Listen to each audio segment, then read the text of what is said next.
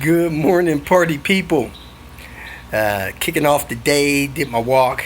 Just reminding people that this Saturday, 3 days from now, I will be at the Gilmore Car Museum. That is close to Kalamazoo, Michigan. From 9 to 3, I'll probably have some t-shirts there, some cups there, a few other things that I'll be giving away or whatever. You can make a donation for. We having a good time. This car show day is specially invite for Volvo owners. So that's what's going on. There may be some other European cars there too, but Volvo is a highlight on that. I will be there. Panther will be there. Andrew will be there with Red Baron. Dan will be there with that funny color car he has. I don't know if he's got a name for that thing or not. So we plan on having a good time. There's several people that I know of that's going to be there. You'll see some somewhat rare cars and the hardest working 850 on the planet, self-proclaimed. Panther. That's it, man. Panther will be there. Anyway, just plan on having a good time. Today I got to take care of some stuff on Red Baron, do a little running around, go to the salvage yard to look for a couple parts for people. That's going to be a quick stop. Hopefully come back and get my tools and things together. After I leave Kalamazoo, Michigan, I will be going to the Chicago area for a couple days. Got to help one guy with his 850 PCV job, stuff like that. Help another guy with a 99 red V70R, do a fuel pump. Probably maybe see a couple other people, stop by Swedish Car Parts. If you need help and you're in that area, call or text me and I'll try to make sure I help you out. After that, I'll be coming back to Cincinnati to do a few things that I have not done with tinkering with Red Baron, man. These other cars need some attention. I'm going to tear down the green car. People are getting parts off of that already. Swap the engine in Little Red. I'm going to do probably evaporator in this white car. I'm going to I need to do the timing belt on Panther before I go to Michigan, but I'm going to take this other black R and do a manual swap in it. Then that maroon car, I'm going to change the door, the fender, headliner, a couple other things, instrument cluster, and just, get that thing ready for delivery to DC. Then after I'm done in Cincinnati, I am headed directly to the DC area to drop off that car. Then I'm going to try to unload that trailer around there somewhere, store it for a few days. Then I'm going to see my buddy Moshi somewhere in Virginia area. Then I'm going to Pennsylvania, help a lady with a few 850s there.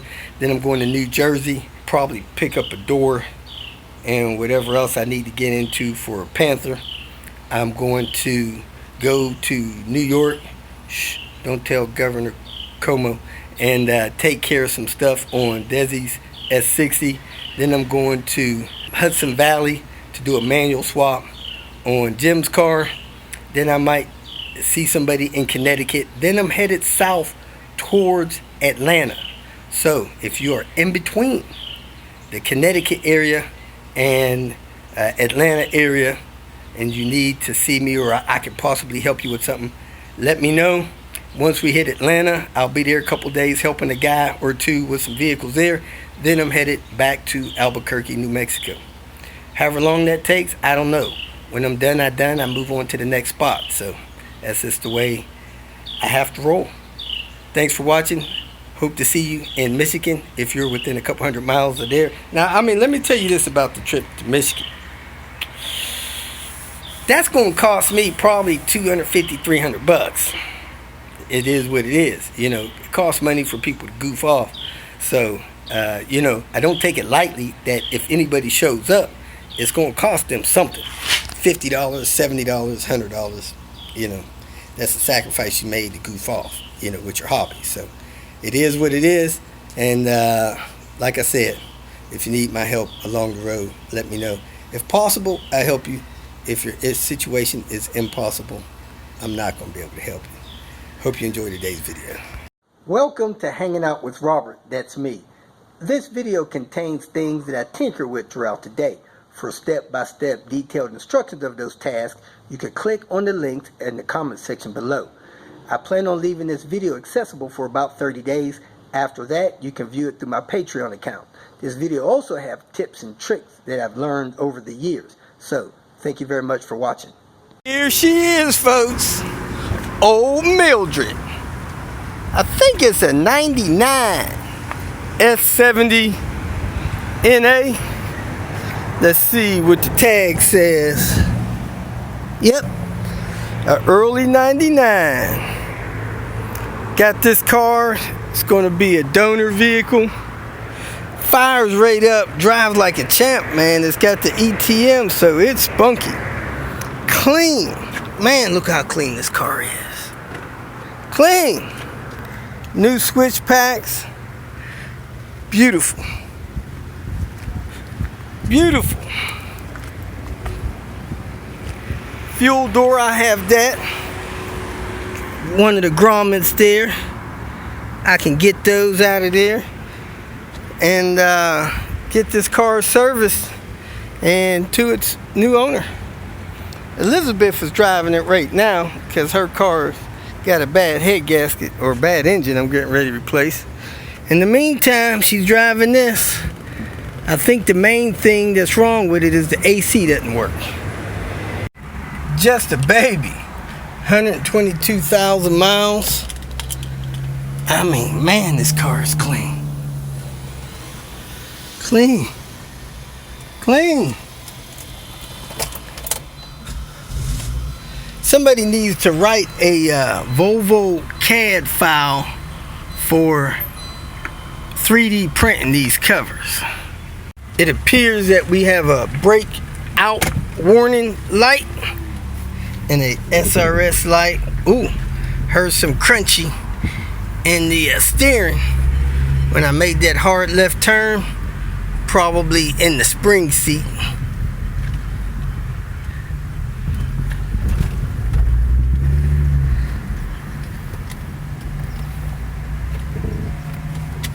Could be something else in the steering, like a tie rod, and I was told is bad. I'm gonna check the left one first. So, man, sounds great. Oh, looking for a code. Radio code is not up there, and one of those vanity lights are out. So I'm gonna pull the radio out, see if the code's on that. If not on that, I'll check the owner's manual pocket information. Look like somebody tore the vinyl there. I can glue that back.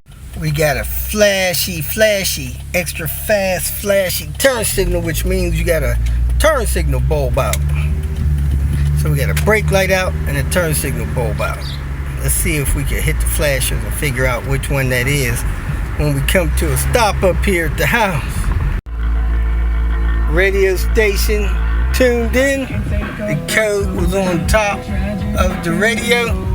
The code was not up here. So anyway, we can push that back in, lock in the latches,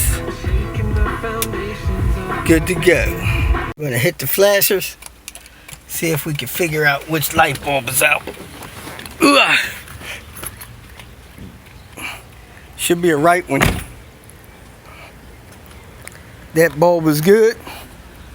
That bulb is out right there. So, need to replace that bulb. We'll check the front just for GP. That's working. That's working. And that side one's working. We are not going to name this car. You care too much about things you name. And we're about to tear this thing apart. Right now it has a brake caliper rubbing inside the wheel. I see that the clip is missing from the brake caliper, but my guess would be that more than that is going on.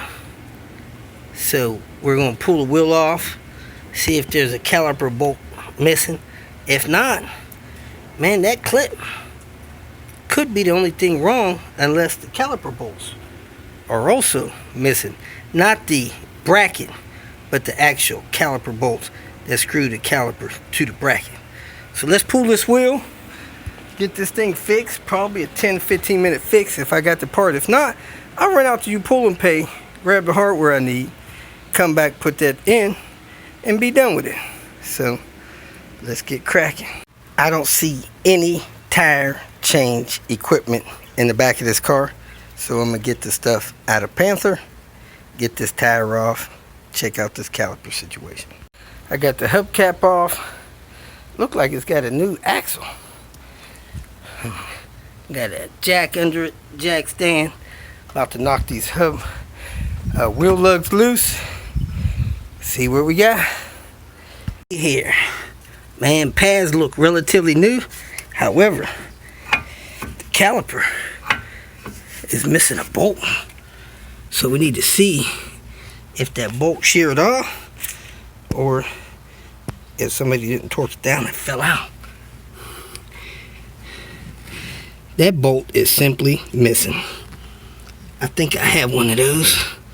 So I'll screw that bolt in there and this car will be good to go. That looks loose too. Right here, that pin doesn't seem like it's in real tight. So somebody did a brake job, didn't torque that bolt. Got my bucket of bolts here. I found two potentials. I think this longer one is going to be perfect as long as it doesn't touch the rotor. Misses the rotor by about 1/4 of an inch. So that's probably the perfect bolt for this application. And we'll try to tighten those two caliper bolts and be done with this. Put a 15 on Henry. There we go, people. I'm gonna check the other one, see if that one's tight, and this car should be good to go. Don't know if I want to mess with that or not. I guess I will since it's sliding. Both caliper pin bolts were loose, and that bolt was missing, and the one down below it was loose. So whoever did this last brake job did a horrible job. The car should be fixed and good to go now. I'm going to check the other side, make sure the other side's not getting ready to fall apart, and we'll be good to go. Look like this boot is loose on this tie rod. Man, that boot's totally torn, getting ready to fall off. Look at there. Totally torn. So, feels tight still. But I don't see any hydraulic fluid leaking out of that rack. That rack may still be good even though this boot is torn. I got a new boot. That ain't no big deal. CV axles look good. Let's get this thing down and send it. I wonder if that bolt's tight. That dang wasp. Going for an official test drive. Man, I really don't want to name this car. But heck, if the only thing wrong with it was that bolt being loose on that brake caliper, crap, man, I hate to tear a car apart for that. Missing that brake clip there too. So somebody did a brake job, didn't know what they were doing. So let's see what's going on with this puppy, see if the AC works, and just take it around the block. What the heck? It actually drives pretty good. It's a little peppy on takeoff and backing off. PCV probably needs service. I knew I felt something bouncing around and shifting, and man, that freaking upper torque mount bushing is totally missing. So that needs to be dealt with. Heck, I think I need to deal with that on Red Baron. I'm going to get under here, make sure there's nothing else loose under the suspension. And that upper torque mount bushing, man, I got one of those. I think I got the tool.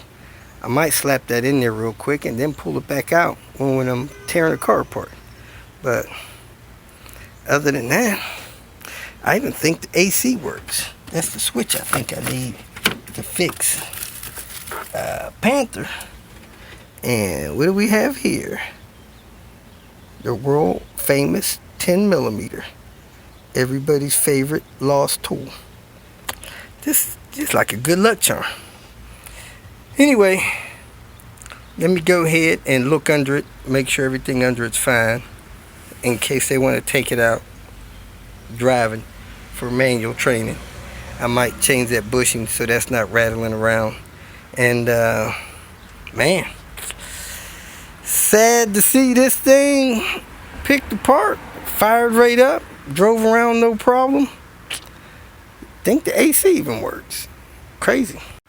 I drove this car a little bit and I thought, man, it sounds like this car is low on engine oil. So I just now drove it on the ramp so I could get under it, check the drivetrain out a little bit. And right as I got it up on the ramps, I seen a low oil light flash. I'm thinking this thing is about out of oil. So let's pull a dipstick, see if it's got anything on it. Check under the drivetrain. If it don't have any oil on it, I'm gonna go get some oil and fill it up till we see it register oil on here. Heck, I might just take some of this oil that's in here. Nah, I'm not gonna put no used oil in it, I don't think. Unless I could find some out of Panther. Then I'll use that used oil. Because the oil I took out of Panther only had 5,000 miles on it. I know that oil was good. So let's check the oil, check the drivetrain out, make sure ain't nothing loose under there. Find that mount, put it in the top, fill it up with oil. Because it was smoking. So, but the engines feel too strong to have bad rings, but heck, I could do a compression test too. Starting to like this car the more I mess with it because it's such a clean car. Not a drop on the dipstick, boy. Good Lord, these cars are amazing. Did it all leak out? Or has nobody not checked? Well, this car looks pretty good under here. The rear main seal is so dry, it's rusty. The engine mount's torn a little bit. Transmission torque mount is torn a little. I see oil down here, which is probably cam seal leaking down over there. A little bit there. Somebody's replaced that hose there because that hose clamp is not Volvo. A tad of oil on that, which could be cam seal because there's oil on that. We know it's not coming from the automatic transmission. It don't have one. That mount is destroyed. The cable is off of it. That mount is destroyed. Cable's coming out of it. So it needs some engine mounts. Let me see this one up in the front over here. Let's see how bad that one is. I feel like this thing is on the ground over here.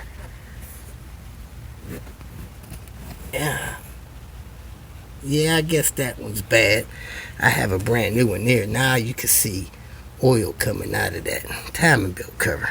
So I'm going to pull the timing belt cover and check a few more things on this car. Those anti-sway bar links are good. It's got some good, got some bad. It's old, 300,000 mile car.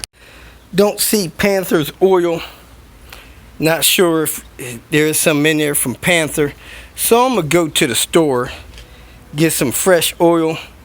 I'm going to drain what's in there out, see much oil is actually in the car. I'm going to do an oil change, put a fresh filter on there. I'm also going to put an engine mount there. And I may put that engine mount down there. I have one of those with me brand new.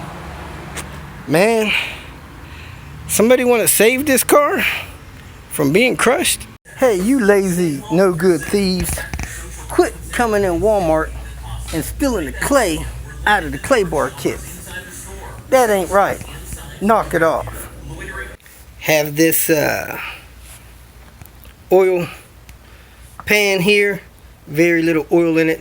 I think just whatever came out of the oil filter. So let me drain this drain the oil out of the green car into this so we can see how much we have. I'm going to put 5 quarts back in. Good thing is it don't look like there's much sludge in the oil drain bolt. Let me dig a screwdriver in there and see if there's any sludge in it. Yeah, there's a little in there. I can't tell if that's something. It looks like just a little bit of sludge in there. So this thing's missed a few oil changes here and there. The biggest thing with running your car low on oil is that it doesn't lubricate the engine properly. That's the problem. That can cause wear on the rings and the lifters and the cams. It can cause all that stuff. Now, I don't think the guy that had it long. And he's probably the one that ran it low. The other guy might have been done putting oil in it. But compression tests will tell it. Whoever changed that oil last, boy, they did a job on that crush washer. I don't know if I've ever seen one crush that bad. Anyway, I got a fresh one. I'm going to put that in. Then I'm going to take the oil filter off. I got a brand new oil filter I'm going to put on. And we're going to drive around, check compression. I'm going to mark this. Pre-charge this with high mileage oil. Now some of you guys may laugh about Walmart brand oil. Let me tell you, Walmart not about to get sued over no oil. I actually know shops that use Walmart oil for all their servicing. Sad but true. Not my choice for oils, but you know, just getting this car going, getting some fresh oil in it, I think that's going to be fine. So that's what I put in it and take it for a test drive. I got the filter tagged. I'm about to set it down on this rag, fill it up with oil 5 times. Now, I tagged the filter one time and sold a guy a car. The engine was bad in the car. 500 miles later, guy brought it back. I replaced the engine. Put a oil change on that one. Tagged the filter. He's complaining about oil consumption. You know, yada yada yada. 2 years later, he was complaining about the turbo getting weak and the oil consumption being high. I said, bring it by, I'll look at it. I crawled under that car, still had my tagged filter on there, 25,000 miles and 2 years later. I got from under the car, told the guy, see you later. I mean, man, if you can't change the oil in the car in 2 years and 25,000 miles, we have nothing to talk about. He was going through mechanic school, was claiming to be a mechanic. I'm out, you know. So, hey, change your oil as often as you should. This car, I believe the oil change interval is actually like 10,000 miles. So you don't have to do it that often. You can do it as often as you want. Get a sample, change it like that, you know. Anyway, let me charge this up with some oil, spin it on there, and then fill the car up with the rest of this 5 quarts. I filled the filter up 5 times. It's still about ½ inch under the full mark, but you know, it's not going to take the engine long to fill that the rest of the way up and pressurize the oil system and get oil up in the top of that head. So I did it 5 times. I'm gonna put the rest in there after I screw this oil filter on. Then we'll start the car, take it for a ride, do a compression test. Now for the moment of truth, to see how much oil was actually in the engine. We're going to assume that there was nothing in the pan. It might have been a pint of oil. And we're going to fill up this jug, see how much we get in there. Then we'll know how much was in the engine that drained out for the oil change. Here you go. Less than 2 quarts. Now if somebody wants, I can send this in for an oil sample. It'll cost about 30 bucks. If you want an oil sample, send me 30 bucks. I'll send it in to Blackstone Labs. They will tell us if this has metal materials in there, like materials from bearings, crank, valve guides, stuff like that. So we can get that oil sample. Have no idea how many miles is on it, but we know it should have took at least 5 quarts. It only had probably 1.5 quart, almost 2 quarts in it. Let me check the oil level, see if I find that engine mount, and keep moving forward. I have my tool here, but I don't have the small piece that goes through. I need to find that. I do have an oil cap gasket, and I have a top shelf upper engine mount bushing. Happen to have that with me. So Let me go ahead and guess I'm gonna find a little blade, cut that out of there, press the other one in there with my tools. I did learn something new with my tools. Do not put a deep socket on this end of the tool and spin this bolt in and let that tool bottom out, because if that tool bottoms out on this thread, it will damage the threads of the bolt, the head bolt. Then when you pull the nut off, it'll damage the thread of the nut, and your bolt will be useless. Finished with the minor service. I'm halfway up the dipstick. I got the new mount in. I got the engine oil cap gasket in. I'm going to go ahead and fire it up, let it idle for a couple minutes, get it off these ramps, put all my tools away, take this thing for a spin, come back, have dinner, take a break, then probably take it for another spin to do the compression test. Replaced the fuel pump the other day. Kind of looks original. The casing and stuff is so old looking, but look at there. The fuel line is coming off of the tube. That can't be good. Testing a couple of fuel pumps since I got them handy. This one, I don't know where it came from. I'm going to plug my connector into it, my fuel pump tester connector, and listen to it. Didn't work at first. Sounds horrible. About to come to a stop. That's going to be trash. This is the other one. Sounds great, but the hose is coming off. If you got a hose coming off or a split in the hose, it's not going to work. About to pull the plugs. Look at all that fresh oil. Usually comes out the cap. Bad PCV system. These wires, man, I really don't like aftermarket wires. A lot of times they break when I'm trying to get them out. Well, these are coming out. They must be pretty new, thank God. So, some people ask, oh, that was almost broke. Some people ask, what do you do when you see the oil on top of the cylinder head? First thing you do, PCV test. See if it blows up the glove or sucks down the glove. Second thing you do is replace the seal under the oil filler cap. A lot of times that seal was hard as a rock. This one was. I replaced it. That's going to help prevent oil from slipping past that seal, getting on that lip, leaking down in the engine. Third thing I do, I dry it all up. I get oil eater pads or a rag. I stab down in there with a screwdriver, get all that oil up. And then I check it every 5,000 miles. Of course, if the PVC system's bad, I get that serviced. If it's not bad, put a good seal cap on that. Just dry it up. Don't worry about it. It's the nature of the beast. It happens. It's built broke. You can also make sure this PCV hose there is good, the clamp is tight, and it's on all the way. That's it. No big deal. Don't panic. Usually not one of those bolts or nothing unless somebody's been messing with it. It's just built broke. Oil gets on top of there. Hope that helped. Got the plugs out. Number 1's running really rich. Number 2 a little lean. Number 3 rich. 4 rich. 5 looks normal. So 2 and 5 look normal. Man, they got a couple different plugs in here. But anyway, I'm gonna check the gap, put them back in there. Car's running okay. Main thing is checking compression, so let's get that done.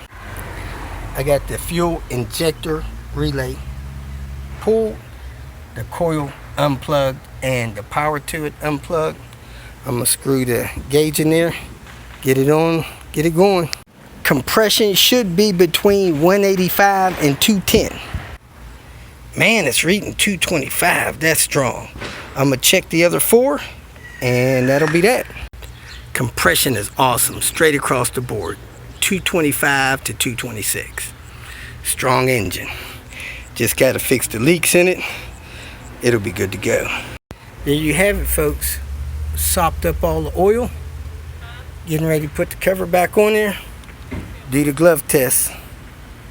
Let's see how that turns out. Last clip, the glove test. And it's trying to blow the glove up. Not real bad, but it's blowing it up nice and slow. So yes, the PCV is going to need to be replaced.